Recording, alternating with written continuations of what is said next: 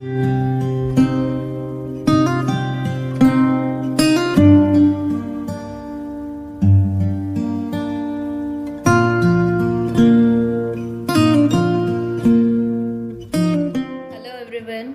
So today we are going to continue our second chapter, that is microorganisms friend and foe. So last class में हमने कुछ friendly microbes के बारे में पढ़ा था कि वो कैसे हम ह्यूमंस की मदद करते हैं. हमने बहुत सारी एंटीबायोटिक्स, वैक्सीन्स, नाइट्रोजन फिक्सेशन का प्रोसेस और how micro organisms clean the environment, ये सब पढ़ा था. आज हम पढ़ेंगे हार्मफुल माइक्रो ऑर्गेनिजम्स के बारे में कि ऐसे ऑर्गेनिजम्स जो हमको नुकसान पहुंचाते हैं. Okay, so let's go. Microorganisms are harmful in many ways. Some of the microorganisms cause diseases in human beings, plants and animals. Such disease causing microorganisms are called pathogens. ठीक है, तो बहुत सारे माइक्रो ऑर्गेनिजम्स हैं जो हम humans को harm करते हैं. ठीक है, ये माइक्रो ऑर्गेनिज्म को कैसे हार्म करते हैं? ये हम ह्यूमन बींग्स में, प्लांट्स में और एनिमल्स में कई डिसीज़ कॉज करते हैं. ठीक है, बहुत सारी डिसीजेस फैलाते हैं. और ऐसे माइक्रो ऑर्गेनिजम्स जो ह्यूमंस को और प्लांट्स को और एनिमल्स को डिसीज़ फैलाते हैं, उन ऑर्गेनिजम्स को हम बोलते हैं पैथोजेंस. ठीक है, तो pathogens are bad microorganisms. Some microorganisms spoil food, clothing and leather. Let us study more about their harmful activities. तो apart from the diseases, there are some microorganisms जो हमारे फूड को spoil करते हैं. कि आपने देखा होगा कि अगर खाना बहुत देर तक के पड़ा है तो वो स्पॉइल हो जाता है, ख़राब हो जाता है. ठीक है, अब वो खाना ख़राब कैसे होता है? इन माइक्रो ऑर्गेनिज्म के एक्शन से वो खाना ख़राब होता है. ठीक है, कई बार हमारे कपड़ों में दाग लग जाते हैं. बहुत रखे अगर कपड़े हमने एक जगह रखे हैं, बहुत दिन से उसको धोया नहीं है, तो कपड़े ख़राब हो जाते हैं. कई जो लेदर की बनी हुई चीज़ें वो ख़राब हो जाती हैं. तो ये सब चीज़ें जो ख़राब हो रही है, ये ऑल्सो माइक्रो ऑर्गेनिजम्स के कारण हो रहा है. ठीक है, अब इनको डिटेल में पढ़ेंगे कि और क्या क्या करते हैं micro organisms. Now first one is disease causing micro organisms in humans. Pathogens enter our body through the air we breathe, the water we drink or the food we eat. तो अब ये पैथोजेंस हमारी body के अंदर enter कैसे करते हैं, कहाँ से करते हैं? तो ये बहुत सारी जगहों से एंटर कर सकते हैं. जैसे कि जिस हवा में हम सांस ले रहे हैं, हो सकता है वहाँ पर पैथोजन प्रेजेंट हो. जो हम पानी पी रहे हैं उसमें पैथोजन प्रेजेंट हो सकता है. और जो हम खाना खा रहे हैं, पैथोजन वहाँ पर भी हो सकता है. तो ये मेजरली ये 3 पाथवेज हैं जहाँ से पैथोजन हमारी बॉडी में एंटर करते हैं. They can also get transmitted by direct contact with an infected person or carried by an animal. So हमारे हवा, पानी और खाने के अलावा कई जो पैथोजेंस हैं वो एक इंसान से दूसरे इंसान में भी ट्रांसमिट होते हैं. कि अगर कोई इंसान बीमार है और वो किसी हेल्दी पर्सन के डायरेक्ट कांटेक्ट में आता है, तो उस इन्फेक्टेड पर्सन से भी जो माइक्रो ऑर्गेनिज्म हैं, जो पैथोजेन हैं, वो एक हेल्दी पर्सन को ट्रांसमिट हो सकते हैं. और this thing is also applicable for animals. कि कुछ जो डिसीजेज़ हैं जो किसी एनिमल को हो गई है और वो ह्यूमंस को ट्रांसमिट हो सकती है, तो अगर हम ऐसे किसी बीमार एनिमल के कांटेक्ट में आते हैं तो उनको भी, एक एनिमल से एक इंसान को भी ये डिसीज़ लग सकती है. Microbial diseases that can spread from an infected person to a healthy person through air, water, food or physical contact are called communicable diseases. ठीक है, तो इसमें लिखा है कि ऐसी डिसीजेस जो किसी इन्फेक्टेड पर्सन से किसी हेल्दी पर्सन को किसके थ्रू, एयर, वाटर, फूड और फिजिकल कांटेक्ट के थ्रू फैल सकती है, उन डिसीजेस को हम बोलते हैं कम्युनिकेबल डिसीजेस. तो कम्युनिकेबल का मतलब होता है कि आपस में जो हम बांट सकते हैं, आपस में जो हम शेयर कर सकते हैं, उसको हम बोलते हैं कम्युनिकेट करना. ठीक है, तो ऐसी डिसीजेस जिसको एक इंसान से दूसरे इंसान में शेयर किया जा सकता है, उसको हम बोलते हैं कम्युनिकेबल डिसीजेस. और ये डिसीजेस एक इन्फेक्टेड पर्सन से एक हेल्दी पर्सन में थ्रू एयर, वाटर, फूड और फिजिकल कांटेक्ट फैलती है. Examples of such diseases include cholera, common cold, chicken pox and tuberculosis. तो ये जो डिसीजेज हैं जैसे कि कॉलेरा है, हमारी नॉर्मल जो सर्दी खांसी है, चिकन पॉक्स है, ट्यूबरकुलोसिस है, ये कम्युनिकेबल डिसीजेस है और ये किसी बीमार पर्सन से किसी हेल्दी पर्सन को ये डिसीजेस फैल सकती है। तो आपने जनरल एग्जांपल देखा होगा कि अगर आपके किसी दोस्त को सर्दी खांसी हो गई है, ठीक है, और अगर आप उसके साथ खेलते हो या उसके साथ बैठते हो तो 1-2 दिन में आप देखोगे कि आपको भी सर्दी होने लगी। तो यही एग्जांपल है कम्युनिकेबल डिसीज़ का कि उस आपके दोस्त से वो जो कोल्ड है वो आपको भी फैल गया, वो उसके से आपको भी सर्दी लग गई। So when a person is suffering from common cold sneezes, fine droplets of moisture carrying thousands of viruses are spread in the air. The virus may enter the body of a healthy person while breathing and cause infection.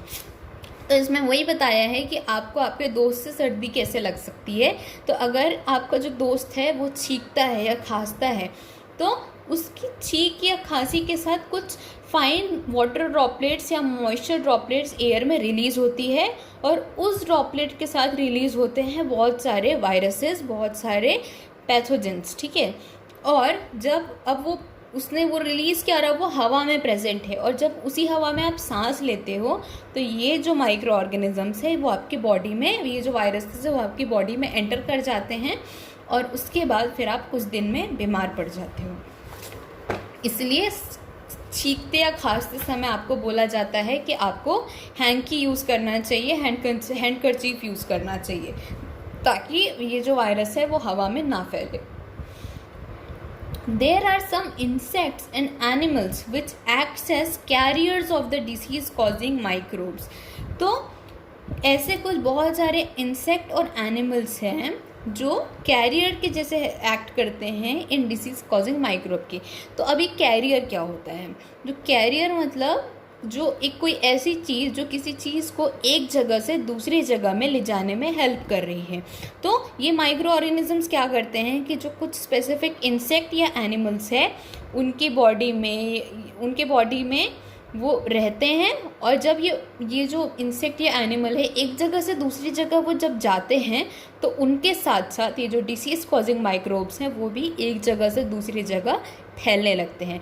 इसलिए ये जो insect और animals हैं इनको हम बोलते हैं carriers, ठीक है। House fly is one such carrier. The fly sit on the garbage and animal excreta. Pathogens stick to their bodies. When these flies sit on the uncovered food, they may transfer the pathogens. Whoever eats the contaminated food is likely to get sick. So it is advisable that you should always keep the food covered. Avoid consuming uncovered food items. ठीक है, तो इन career का सबसे बड़ा example है common house fly जिसको हम बोलते हैं मक्खी, ठीक है। तो ये मक्खी क्या करती है कि ये बहुत सारी जगहों पे बैठती है कि वो कूड़े में बैठ गई, कचरे में बैठ गई, ह्यूमन एक्सक्रीटा या एनिमल एक्सक्रीटा है वहाँ पे बैठ गई। अब इन जगहों पे बहुत सारे माइक्रो ऑर्गेनिजम्स, गंदे माइक्रो ऑर्गेनिज्म प्रेजेंट रहते हैं और जब ये मक्खी वहाँ पे बैठती है तो ये माइक्रो ऑर्गेनिज्म उसकी बॉडी में स्टिक कर जाते हैं, उसकी बॉडी में आ जाते हैं, ठीक है। अब ये मक्खी उस गार्बेज से उठ के, उस कचरे से उठ के सपोज आपके खाने में बैठ गई, ठीक है। तो अब वो जो माइक्रो ऑर्गेनिज्म जो उसकी बॉडी में लगे हुए हैं, जो कोई कचरे से आए थे, अब वो आपके खाने में चले गए, ठीक है। तो अगर अब आप उस खाने को कंज्यूम करोगे तो अब ये माइक्रो ऑर्गेनिज्म जो है वो आपकी बॉडी में एंटर कर जाएंगे और आप कुछ दिनों में बीमार पड़ जाओगे। तो इसलिए बोला जाता है कि जो खाना आपको वो खाना कंज्यूम नहीं करना चाहिए जो बिना ढका रखा हो, क्योंकि पता नहीं कि वहाँ पर कितनी मक्खियाँ या कितने कैरियर्स आकर के बैठे होंगे और उसमें कितने सारे पैथोजेंस प्रेजेंट होंगे। वैसे ही आप लोग की मम्मी लोग बोलती होगी कि बाहर का नहीं खाना, रास्ते का नहीं खाना, क्योंकि वो जो हमारा जो स्ट्रीट फूड है या बाहर का खाना है वो अनकवर्ड होता है, वो प्रॉपरली कवर करके नहीं रखा होता और उसमें चांसेस हैं कि बहुत सारे पैथोजेंस और माइक्रो ऑर्गेनिजम्स प्रेजेंट होंगे जो पता नहीं कौन कौन से कैरियर्स के थ्रू आए होंगे, ठीक है। और अगर आप उसको कंज्यूम करोगे तो आप बीमार पड़ जाओगे। Now another example of a carrier is the female Anopheles mosquito. Which carries the parasite of malaria that is Plasmodium. तो मलेरिया डिसीज के बारे में आपने सबने सुना होगा। तो ये मलेरिया भी एक कैरियर के थ्रू फैलता है, ठीक है। अब ये इसमें कैरियर कौन सा है, Anopheles mosquito, female Anopheles mosquito. और इसका पॉजिटिव ऑर्गेनिज्म क्या है जिसके वजह से ये होता है, वो है प्लाज्मोडियम। तो ये जो प्लाज्मोडियम नाम का जो पैरासाइट है, ठीक है, ये जो फीमेल एनोफिलिस मॉस्किटो है उसकी बॉडी में रहता है ना। और जब ये मॉस्किटो आपको काटता है तो इसके जब वो आपको काटेगा तो उसके काटने के साथ में ये जो प्लाज्मोडियम वायरस है ये आपकी बॉडी में एंटर करेगा और फिर आपको मलेरिया हो जाएगा। Female aedes mosquito acts as a carrier of dengue virus. तो ये तो हमने मलेरिया का देखा था कि मलेरिया का जो कैरियर है वो है फीमेल एनोफिलिस मॉस्किटो।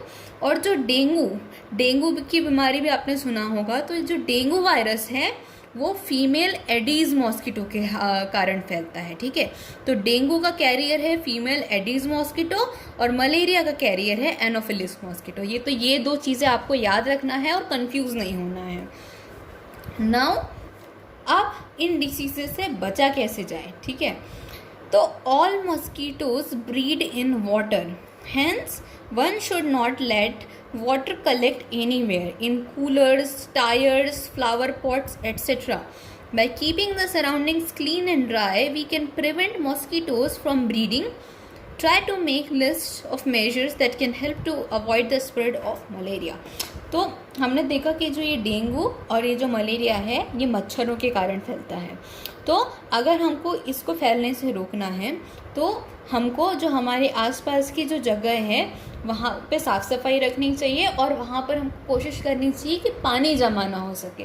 बिकॉज़ ये जो मस्कीटोज़ हैं ये पानी में ही पैदा होते हैं और ये पानी से ही फैलते हैं। तो अगर हम अपने घर के आजू बाजू की जगहों में पानी जमा नहीं होने देंगे तो हमारे घर के आजू बाजू में कोई मलेरिया फैलाने वाले मच्छर भी पैदा नहीं होंगे। तो ये जो जनरल मेजर्स है इसके थ्रू हम जो मलेरिया का स्प्रेड है उसको कम कर सकते हैं। नाउ पेज नंबर 24 में आपको एक टेबल दिया हुआ है, table 2.1, some common human diseases caused by microorganisms. तो इस टेबल में आपको डिसीज़ का नाम दिया है, ये किस माइक्रो ऑर्गेनिज्म की वजह से होती है वो दिया हुआ है, कैसे फैलती है वो दिया है और आप इससे कैसे बच सकते हो वो दिया है। तो ये टेबल सब अपनी कॉपी में ड्रॉ करेंगे और इसको याद करने की कोशिश करेंगे, ठीक है। मैं इसको बस पढ़ के बता रही हूँ कि ये क्या क्या होती है ये डिसीजेस। तो ट्यूबरकुलोसिस जिसको हम टीबी भी बोलते हैं ये बैक्टीरिया के कारण होती है, एयर से फैलती है। मीजल्स वायरस के कारण होती है, एयर से फैलती है। चिकन पॉक्स भी वायरस के कारण होती है, एयर से फैलती है या कांटेक्ट से, कि किसी को अगर चिकन पॉक्स हो गया है अगर और वो आपको अगर टच करता है तो आपको भी चिकन पॉक्स हो सकता है, तो कांटेक्ट से फैलती है। एंड पोलियो वायरस के कारण होता है और एयर और वाटर दोनों से फैलता है। तो इससे बचेंगे कैसे? Keep the patient in complete isolation, keep the personal belongings of the patient away from those of the others, vaccination to be given at suitable age। तो ये जो चारों डिसीजेज़ हैं, टीबी, मीसल्स, चिकन पॉक्स और polio, इनसे बचने के लिए जो इनके पेशेंट्स हैं उनको आइसोलेशन में मतलब एक अलग जगह पे रखना पड़ेगा ताकि उनसे एयर या वाटर में जो वायरसेस या बैक्टीरिया है वो ना फैले। जो उनका जो सामान है, जो पेशेंट का सामान है, उसको भी जो बाकी नॉर्मल लोग हैं, जो हेल्दी लोग हैं, उनके सामान से आपको अलग रखना चाहिए। और ये जो चारों डिसीज़ के वैक्सीन्स अवेलेबल होते हैं जो एक पर्टिकुलर एज में दिए जाते हैं, तो आपको ये ध्यान रखना है कि उस एज में आपको ये वैक्सीन्स लगी हो तो आपको ये डिसीज़ेस होने का खतरा कम हो जाता है। Now next is cholera, bacteria से फैलता है और फूड और वाटर के थ्रू फैलता है। टाइफाइड बैक्टीरिया से फैलता है और मोड ऑफ ट्रांसमिशन इसका वाटर है। तो अब इससे बचेंगे कैसे? Maintain personal hygiene and good sanitary habits, consume properly cooked food and boiled drinking water, vaccination. तो आपको अपने और अपने आसपास सफाई रखनी है, साफ सुथरे तरीके से रहना है, घर का खाना प्रॉपरली कुक्ड खाना, साफ सुथरे तरीके से बना खाना, और बॉइल्ड वाटर की पानी जो बॉईल किया हो गया है ऐसा पानी कंज्यूम करना है। और इसके वैक्सीन्स भी अवेलेबल होते हैं, तो प्रॉपर वैक्सीनेशन करना भी ज़रूरी है अगर आपको कॉलेरा और टाइफाइड से बचना है तो। नाउ हेपेटाइटिस ए वायरस से फैलता है, वाटर के थ्रू फैलता है। So drink boiled drinking water, vaccination. तो अगर आपको हेपेटाइटिस ए से बचना है तो आपको बॉइल्ड वाटर पीना चाहिए और इसके वैक्सीन्स भी अवेलेबल हैं। मलेरिया ये प्रोटोजोआ से फैलता है, मस्कीटो के थ्रू फैलता है। So use of mosquito net and repellents, spray insecticides and control breeding of mosquitoes by not allowing water to collect in the surroundings. तो आपको बहुत सारे मस्कीटो रेपेलेंट जैसे कि हिट के स्प्रे आते हैं, या मच्छरदानी है, या इंसेक्टिसाइड्स हैं, तो ये सब चीज़ें अपने घर के आजू बाजू स्प्रे करो ताकि मस्कीटोज जो हैं वो डेवलप ना हो सके और फैल ना सके। और अपने घर के आजू बाजू पानी कलेक्ट मत होने दो, क्योंकि पानी में ही जो ये मस्कीटोज हैं वो बॉर्न होते हैं। ठीक है, तो इस टेबल को आप कॉपी में बनाएंगे और सब याद करेंगे कि कौन कौन सी डिसीजेस होती है और इससे कैसे बचा जाए। ठीक है, now disease causing micro organisms in animals. तो अब ये हमने ह्यूमन डिसीजेस पढ़ी थी, अब हम कुछ एनिमल डिसीजेस पढ़ेंगे कि एनिमल्स में इन माइक्रो ऑर्गेनिजम्स के कारण कौन कौन सी डिसीजेस होती है। तो several micro organisms not only cause diseases in humans and plants but also in other animals. For example, anthrax is a dangerous human and cattle disease caused by a bacterium. Foot and mouth disease of cattle is caused by a virus. तो ऐसा नहीं है कि सिर्फ humans और plants में disease होती है, जो बहुत सारे हमारे एनिमल्स हैं, जो जानवर है, उनमें भी ये माइक्रो ऑर्गेनिज्म डिसीज़ कॉज करते हैं। तो एक इसका एग्जांपल दिया हुआ है एंथ्रैक्स डिसीज़। ओके, तो ये एंथ्रैक्स डिसीज़ ह्यूमंस को भी हो सकती है और कैटल को भी हो सकती है। कैटल मतलब हमारे जो गाय भैंस है उनको भी हो सकती है, और ये जो डिसीज़ है ये बैक्टीरिया के कारण होती है। ठीक है, अपार्ट फ्रॉम एंथ्रैक्स डिसीज़ कई जो foot and mouth related disease है कि किसी कैटल के मुंह में या उनके पैर में भी कई वायरसेस के कारण बहुत सारी डिसीजेस हो जाती है। तो आपको अगर आपके घर में कैटल है तो उसको भी डिसीज़ से बचाना है और उसको भी ध्यान रखना है कि उनको कहीं कोई डिसीज़ फैल तो नहीं रही है। ठीक है, next is disease causing micro organisms in plants. Several microorganisms cause disease in plants like wheat, rice, potato, sugarcane, orange, apple and others. तो अब हमने ह्यूमन की डिसीज़ देख ली, हमने एनिमल्स की डिसीज़ देख ली, अब प्लांट्स में भी बहुत सारी डिसीजेस होती है। तो हमारे जो प्लांट्स हैं जैसे कि wheat, rice, potato, sugar cane, orange, apple और बहुत सारे, इनको भी कई डिसीजेस लग जाती है। This disease reduce the yield of crops. तो अगर किसी प्लांट में ये डिसीज़ हो गई है तो उसका मतलब जो यील्ड है कि अगर एप्पल का प्लांट है तो बहुत कम एप्पल उगेंगे उसमें, अगर वीट है तो उस साल वीट की फसल, उस साल जो वीट का जो अमाउंट है वो बहुत कम रहेगा। तो ये जो डिसीजेस हैं it reduces the yield of the crops. Okay, table 2.2 for such plant diseases they can. तो आपका ये जो टेबल दिया हुआ है पेज नंबर 25 में, ये इसमें आपको कई जो कॉमन प्लांट की डिसीजेस हैं उसके बारे में बताया है। तो इस टेबल को भी कॉपी में ड्रॉ करेंगे और इसको याद करेंगे। ठीक है, तो यहाँ पे दिया है plant diseases, micro organism and mode of transmission. तो पहली डिसीजेस सिट्रस कैंकर, ये बैक्टीरिया के कारण होती है और ये हवा से फैलती है, हवा में फैलती है। Next is rust of wheat, तो ये फंजाई के कारण होती है और ये एयर के थ्रू या जो सीड्स या जो बीज है उनके थ्रू फैलती है। Now yellow vein mosaic of भिंडी, तो ये पर्टिकुलरली भिंडी जो आती है उसमें होती है, वायरस के कारण होती है और ये इंसेक्ट्स के थ्रू फैलती है। Now these diseases can be controlled by the use of certain chemicals which kill the microorganisms. तो ये जो प्लांट्स में होने वाले डिसीजेज़ हैं उनसे बचाव के लिए हम बहुत सारे केमिकल्स यूज़ करते हैं जो इन माइक्रो ऑर्गेनिजम्स को मार सकें। ठीक है, सो आज की क्लास के लिए इतना ही। जो मैंने आपको 2 टेबल्स ड्रॉ करने और याद करने बोले हैं वो आप लोग अपनी अपनी कॉपी में करेंगे, और जो मैंने इससे पहले पढ़ाया था और जो आज पढ़ाया है उसको रिवाइज करेंगे, और अगर कोई क्वेश्चन है, कोई डाउट है तो वो आप लोग पूछेंगे। नेक्स्ट क्लास में फिर हम ये चैप्टर को कंप्लीट करेंगे। Okay, thank you.